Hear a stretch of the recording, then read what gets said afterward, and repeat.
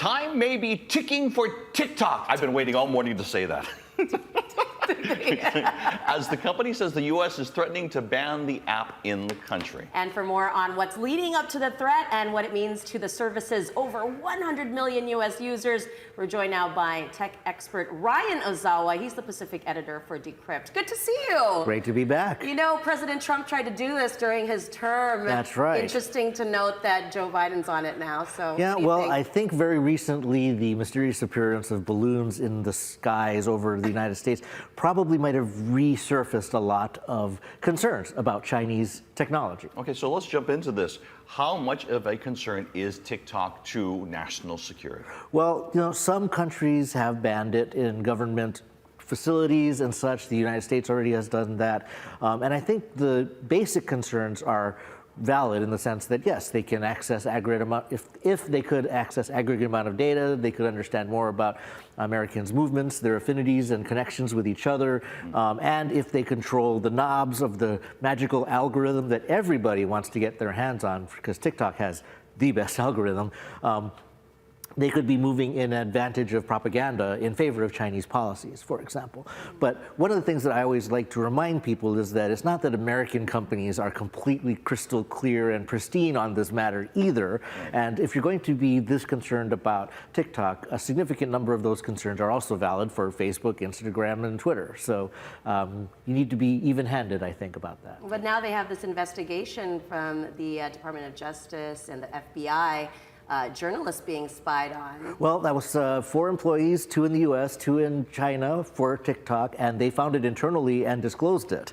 And they specifically said, this is going to be so damaging for us. I can't believe that this is happening, because actually that happened during their ongoing campaign to do Project Texas, which is their $1.5 billion program to isolate U.S. data where even if China wanted to get their hands on it, they couldn't. But in the wake of all of that conversation, that still happened. And so as a result, yes, it did damage their reputation. So as we're sitting here as a tech expert, give me the things that you want people to know about this whole TikTok controversy? I think that if you're going to ban TikTok or in your own life kind of exclude it, then you should be looking at all of the other apps, including American ones. I think that the use of your personal data is dangerous, much more likely to be an issue than perhaps a Chinese spy agency's interest in your dancing capability.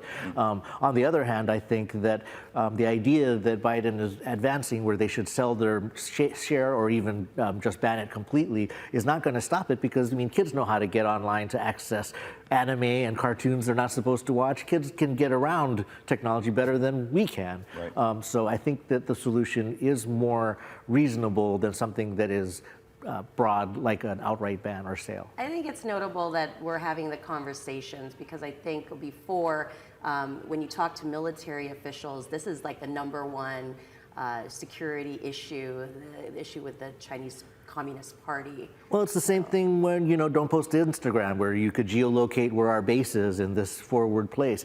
I think the real fear for me is, or for a lot of these companies, that TikTok is ascendant. It's rising. You said 100 million U.S. users, 1 billion monthly users. They're still a third of Facebook, but they're rising while others are falling. And I think that it might seem a little telling to the younger generation that loves TikTok that maybe they're just trying to take away our fun. And I don't think you want to get on the wrong side of the young generation.